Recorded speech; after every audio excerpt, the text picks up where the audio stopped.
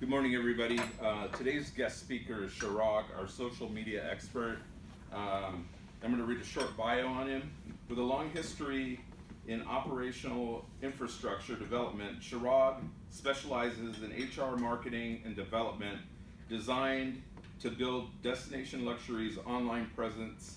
He currently serves on over 10 boards and originally comes from the nonprofit sector.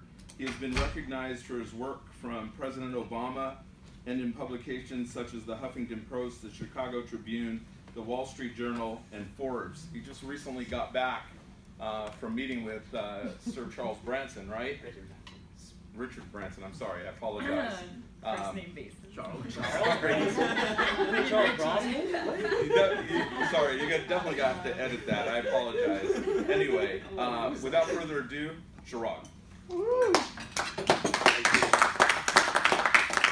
All right, everyone. Thank you so much for having me.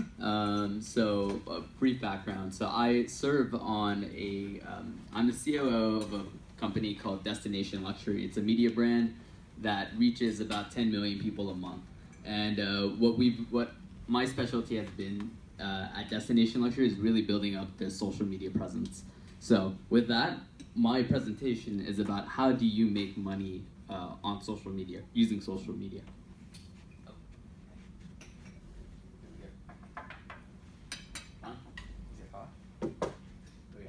So, getting started. I think this, with anything in life, the first question you have to ask yourself is, why are you doing this? You know, why are you using social media? What's its purpose? What are you trying to achieve with it? And, you know, at the end, it's what's your mission and what's your vision?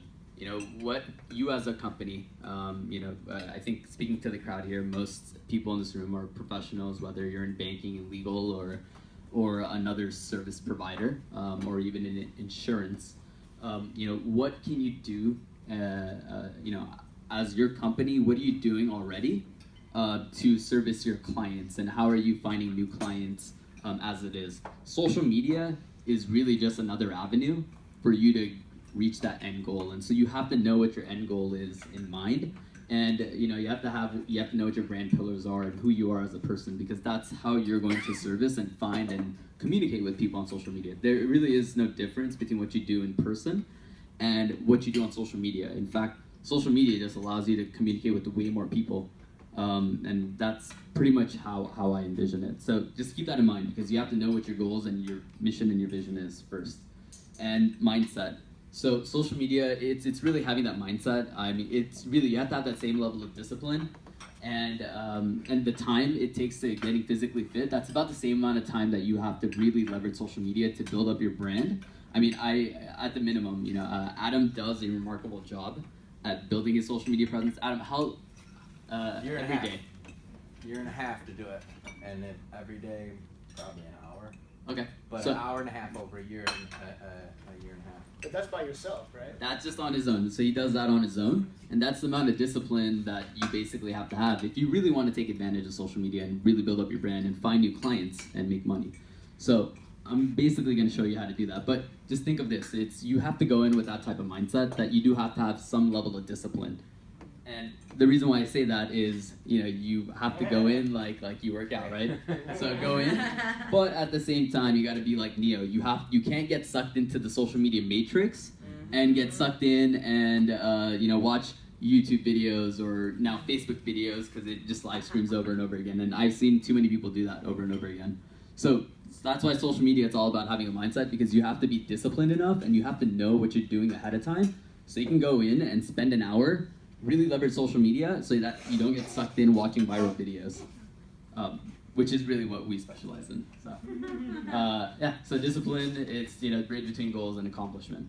So with that, it's the first thing you have to do in order to build your brand is you have to have a proper website. You have to have a portal where everyone, whether they're going onto your LinkedIn page or any other social media platform, they need to be referred back to your website, or some sort of platform where they can find out about who you are, what you do, what services you offer.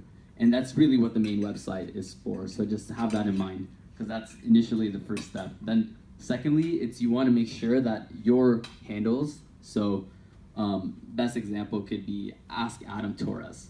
That's his handle on every single social media platform that he uses, and it's central to who he is as a person. That's pretty much the first step, first and foremost. And you have to make sure that every single one of your social media links back to your website. So it's all properly linked together, and that's the initial setup.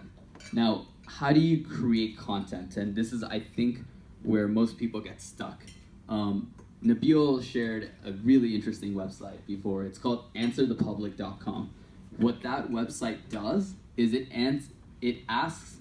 looks at every single possible question that is asked on Google, and it tells you what is the most asked question on Google based on the ranking and based on the search item, how much search is involved. So it can show you, for example, if you're looking to get a loan, for example, or you're looking to buy a home, the first question you might ask is, how do I qualify for a loan? And that might be one of the most searched, ranked, highest ranked questions on Google. And what you can basically do is, if you answer that question, that could end up serving as your blog post, and that could be one form of content.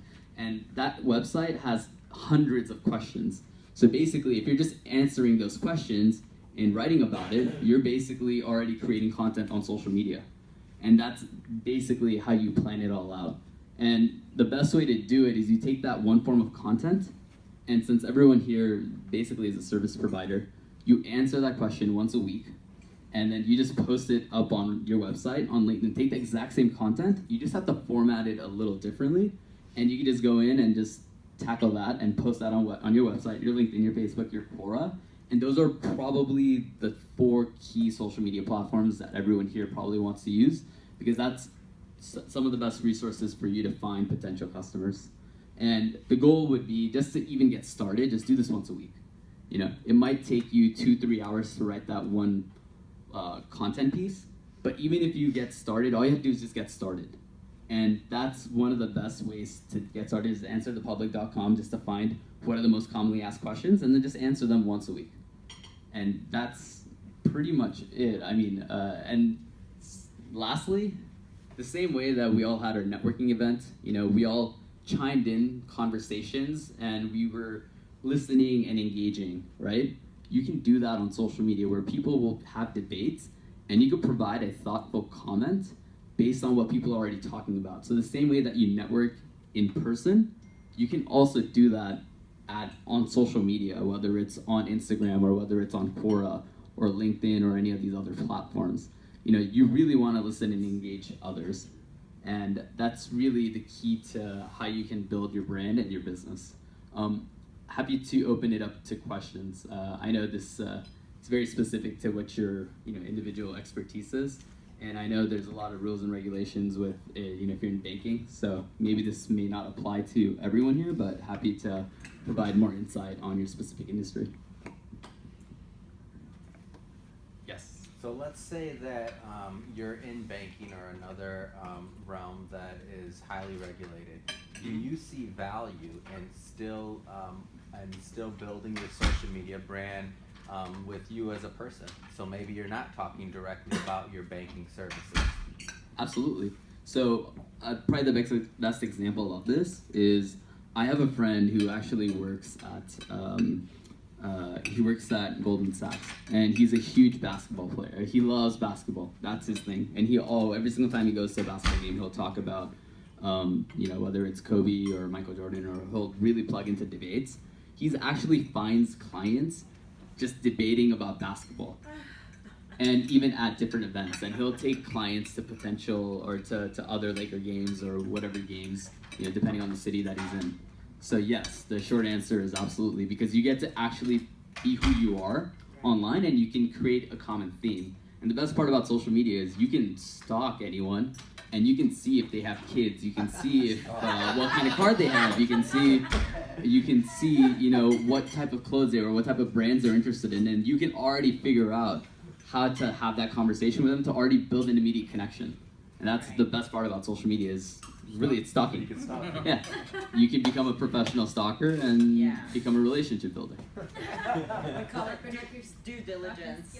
Yes, yes. I'm doing due diligence on people. Any other questions? Yeah, I'm the white elephant in the room, right? That's the way.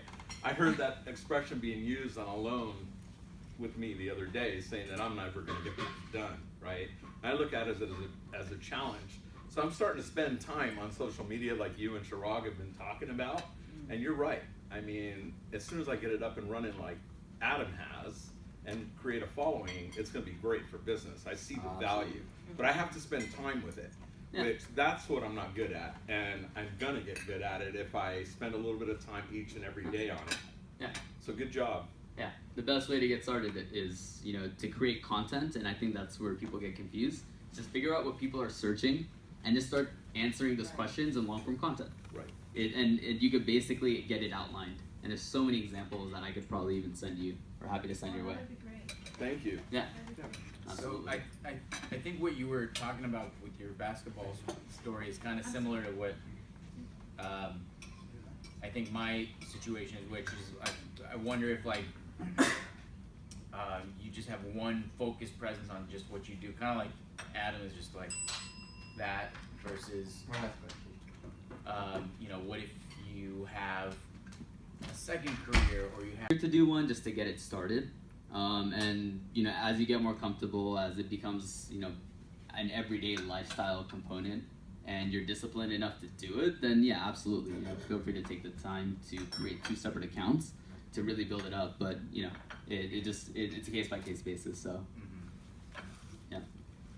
One last question, David?